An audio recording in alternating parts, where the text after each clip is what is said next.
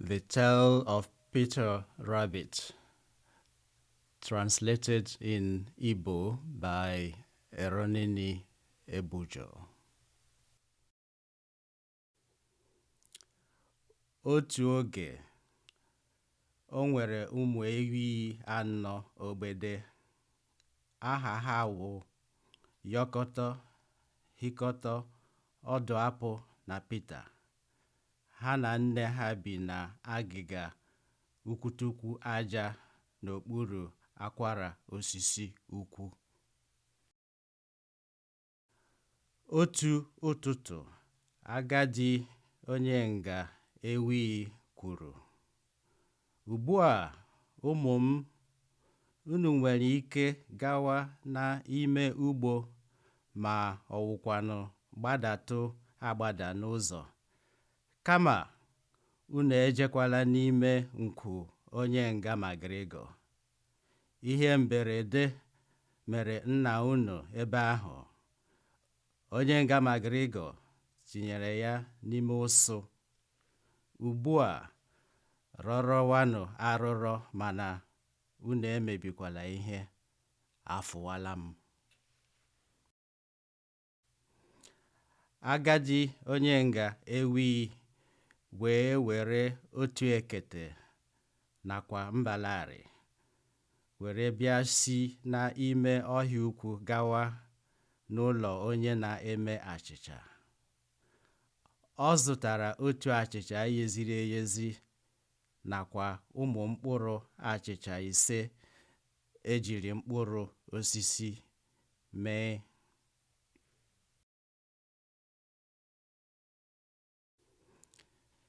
Yikọtọ, hikọtọ, ọdụ apụ. Ụmụ ewi azụziri azụzi jikọtara onwe ha were gbadaa na nwa okpo ije tụtụọ mkpụrụ ubena. Mana Pita, onye agwa ọjọọ, gbafụrụ na-aghaghị anya n'azụ were site n'okpuru ụzọ gbabanye n'ime nkwu nwanyị Magrịgọ. Nke mbụ, ọ tara akwụkwọ ofe na ụfọdụ agwa ndị Frenchị. Nke ọzọ, ya takwa ụfọdụ ede. Oge o jiri dịka na ahụ adịghị ya, o jere chọwa akwụkwọ parsley. O were garuo n'isi akwụkwọ ụkọrọ. Onye ka ọ ga-akpọkwuru na-awụghị Maazị Magrịgọ? Maazị Magrịgọ ji ikpere na aka ya sekpuru ala were na-efogharị ụmụ kabeji. O were maliri elu chụwa Pita. O buliri oputo ya, na-efegharị ya, na-etiwasị, "Kwụsị, onye oshi!" Ezigbo ụjọ tụrụ Pita. O were gbazuo ime nkwu niile. O chefuola ụzọ o siri bata. Otu agbaghị ụkwụ ya were dafuo n'etiti kabeji, nke ọzọ n'etiti ji bekee. Oge agbaghị ụkwụ ya dafuchara, o were jiri ụkwụ anọ ya gbaa nnukwu ọsọ, nke wụ na m chere na ọ gara enwe ike ịgbalahara ihe na-achụ ya ọwụ na o nweghị ihe ọjọọ, maka ya na ubu ọnya gooseberry bukwurula, nke wụ na ọdụmbi ukwu uwe ya kpafarala n'ubu ọnya. Ọdọgbọ ya ahụ na-acha ọcha dịka akpụkpọ eluigwe. Ọ wụkwa ezigbo nke ọhụrụ nwere ọdụmbi ejiri barasị mee. Obi gbafuru Pita. Ọ hahụrụ onwe ya aka, were chee na ya efuola, werekwa befụta ezigbo anya mmiri akwa karịrị akarị. O were wụrụ na shikirishi akwa ya dụrụ na ntị ụmụ nnụnụ iyoro nwere obi enyi ọma. Ha were ji obi aṅụrị fega ebe ọ nọ, yọọ ya sị, ya jisie onwe ya aka. Maazị McGregor were buru nyọ. Ọ chọrọ iji ya kpụgide Pita. Pita jiri ngwa ngwa gbafuga. Ọ hafuru odogbo ya were gbaba n'ime ụlọ ngwa ọrụ na were wụbanye n'ime otu komkom. Ọ gara wụ ebe dị ezigbo mma izoni ọ bụrụ na mmiri ejupụtaghị ya. Maazị McGregor jiburu aka na Pita nọ n'ime ụyọ ngwa ọrụ. Ọ na-eche na o zoro n'okpuru ite eji akụ osisi okokoroko. O were bido sachaa anya na-apagharị ha na-elekwa anya n'okpuru ite ọbụla. Ugbu a, Pita mara uzere. Etse! Maazị McGregor were n'otu njuanya chụwa ya. Ọ chọrọ iji ụkwụ ya zọgide Pita, mana ya esi na ọnụ mkpụ wụfuga were kụgharịchaa osisi nọ n'ite atọ. Pita nọrụrụ ala iji zuru ike. Ume ọkụ na-eme ya, ahụ na-amakwa ya ririri maka na ụjọ na-atụ ya. Ọ makwaghị ma otu ụzọ ebe ọ ga-esi gbafuga. Ahụ ya niile na-edekwa mmiri maka ime komkom ahụ ebe ọ nọdụrụ ala.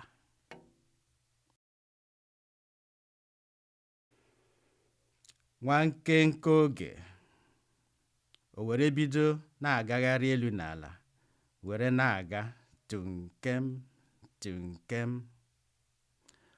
Ọ naghị agasi ike. Ọ na-elegharị anya ebe niile. O were hụ otu ụzọ nọ n'ahụ aja, mana agbachiri agbachi. O were wụrụ na o nweghị ebe nwa ewi ogbede vuru ivu nwere ike si okpuru were fọbanye onwe ya. O were wụrụ na otu agadi oke na-agbafụta n'elu ọnụ ụzọ ejiri okwute mee. Ọ na-ebugara ezinụlọ ya bi n'ime ọhịa agwa na akịdị. Pita jụrụ ya ebe ụzọ esi afụ nọ, mana o nweghị ike ịza ya maka na mkpụrụ agwa nọ ya n'ọnụ. O fuferela ya isi naanị. Pita were bewe akwa. Ya ewere gbalịa akwa chọọ ụzọ tiwara ziziriri n'ime nkwu, mana ya wụrụ na anya na-agbagwoju ya nke ukwuu. Ugbu a, o were ruo n'iyi ala ebe Maazị McGregor na-anọ agbaju mmiri n'ime komkom ya. Otu nwaologbo ọcha nọrụrụ ala na-achịghasị anya were na-ele ụfọdụ azụ na-acha dịka ọlaedo. Ọ nọdụrụ ala shishiriri, mana ugboro ugboro isi ọdụ ya emegharịa dịka ihe dị ndụ. Pita chere na ọ ka mma ka ya gawara onwe ya hafụ iye ya ọnụ na-arị akụkọ banyere ụmụ nwaologbo oge nwanne nne ya Benjamin Ogbede na-akọ ya. Ọ laghachiri azụ were gawa ebe ụyọ ngwa ọrụ nọ, mana n'atụmaghị anya ya nụ ụda ọgụ kọkọrọrọ kọkọrọrọ kọkọrọrọ cham n'agịga ụzọ.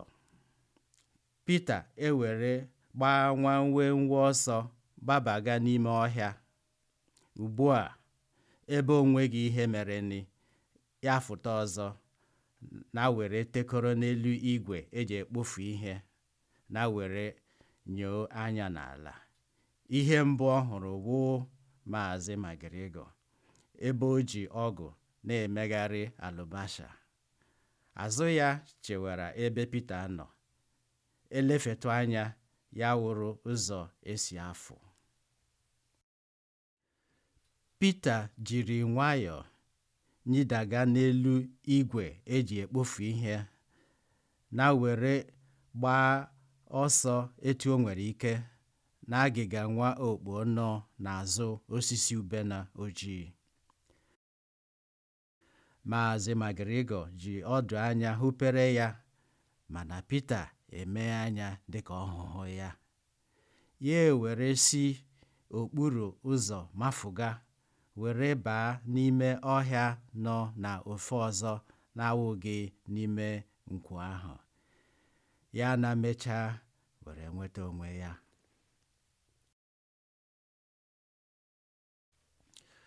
Maazị McGregor werela uwe odogbo ya nakwa akpụkpọ ụkwụ ya were kowe ha n'elu mkpọ ka ha wụrụ ihe na-eme ka ụmụaka ahụ.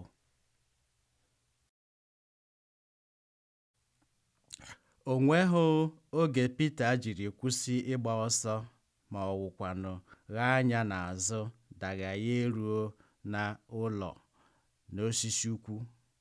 Ike gwụchara ya, o were dakịsịa n'elu aja ọma dị mụrịmụrị nọ n'ala n'ime ọnụ ewi ya na were mechie anya ya. Nne ya na-esi nri. O were na-echegharị n'ime obi ya ihe o ji uwe ya mee. Nke a mere ya abụọ n'ime abalị 4 Pita tụfuru nwa odogbo ya na akpụkpọ ụkwụ ya. Ọ na-ewute m ikwu na Pita akpachaghị ahụ n'oge anyasị. Nne ya dinawara ya n'elu ọkpụkpọ were mee mmiri ọkụ kamomil o nyere Pita, otu ngaji ogbede oge ọ ga-alaba.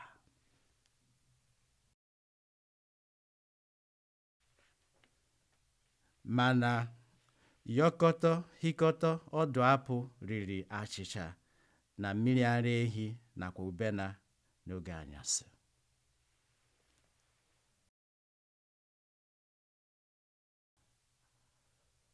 A Tale of Peter Rabbit, Igbo translation and reading by Eronini Ebujo.